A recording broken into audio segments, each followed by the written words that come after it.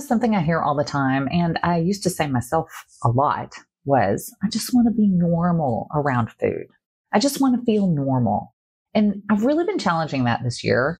And I want to tell you that I don't want to be normal. And I want to explain to you why you don't want to be normal either. Hey everyone, welcome to the Age Like a Boss podcast. I'm your host, Jennifer Singh. Hey, it's Jennifer. If it's your first time here, I'm a lifestyle medicine doctor turned lifestyle coach for professional women over 40 to help you lose weight, get to your peak mental and physical fitness in your 40s and beyond, and generally age like a boss. Just a few quick thoughts today. I was really thinking about this normal thing. We all want to feel normal around food because we feel like we've had so much chaos and so much chatter in our head around our body and our relationship with food, most of us for our entire lives. So yes, I get that we all want some relief from that. But I want to tell you about some of the thoughts that I was having about normal and challenge you to challenge your idea of normal also. Let me tell you what's normal in the United States. It's not great. Our health outcomes in the United States are not good at all. After age 45, we are highly likely, in fact, you also may have at least one chronic disease diagnosis like high blood pressure or diabetes or prediabetes or even heart disease or other diagnoses. So being normal is not necessarily what's optimum or the best that we can do. Now, if you've already got a diagnosis or more than one, this is not to make you lose hope. In fact, everything that I am about to tell you over the next many episodes is going to walk you through the things that are within your power to control chronic diseases. In fact, me challenging my idea of normal started really back in March of this year. I got my lab work done for the first time in quite some time. And let me tell you, it was a shocker. My hemoglobin A1C was high normal. It was normal. But if you're an overachiever like me, normal is not good enough for me.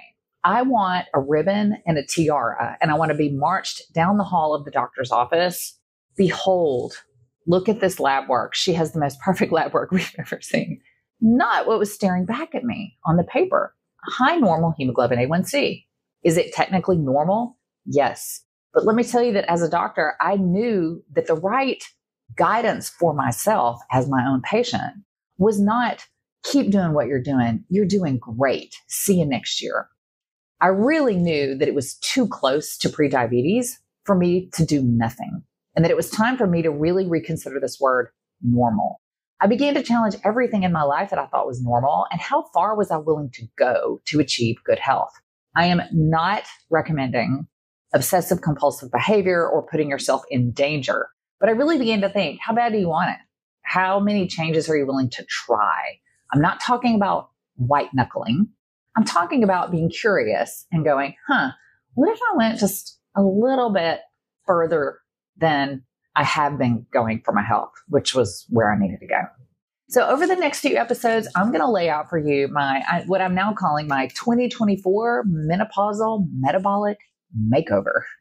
I've done at least 10 things behaviorally, instituted habits, changed habits, and it's resulted in a surprising amount of weight loss. To be honest, I didn't really think I had that much to lose, but I've lost about 24 pounds in the course of 2024, sequentially, gradually, gently changing habits. I would love to share those with you, but I want you to challenge normal. You're going to have to be open-minded and challenge normal. So things like, do I really want to have a normal relationship with food in the United States? You really probably don't. You want to do better than normal. Normal for me had always been, kind of the textbook, 3 square meals and 2 snacks a day. I had to re-challenge that because I wasn't getting the health outcomes that I wanted. Normal in the US is the bare minimum of 20 to 30 minutes of movement every single day. I really wasn't getting the health outcomes that I wanted with that. I needed to re-challenge that normal. That doesn't mean just push yourself hard or white knuckle it and then think you're a loser if you can't do better. It meant for me really still getting curious and compassionate with myself and thinking, okay, you're doing this much exercise. It's not getting you the result that you want. Okay, maybe you can achieve a new normal. So over the next several episodes, as I really go into detail about every step that I took in my menopausal metabolic makeover, I want to invite you along And first, I want you to set your mind to one of curiosity and compassion, and thinking to yourself, developing a new normal takes time. It takes time.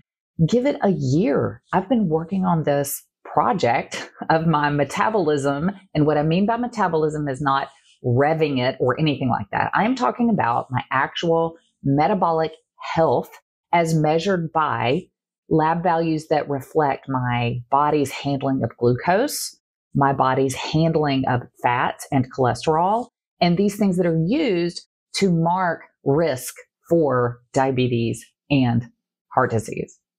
So join me in the next several episodes, and I hope to help you challenge your normal and to give you hope and help you be curious about what kind of a new normal could I achieve? What is the next version of myself regarding my health behaviors and my health outcomes that I'm still nurturing? I'm still growing. It's not over yet. Don't give up.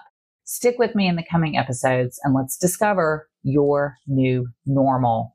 Bye for now. See you soon.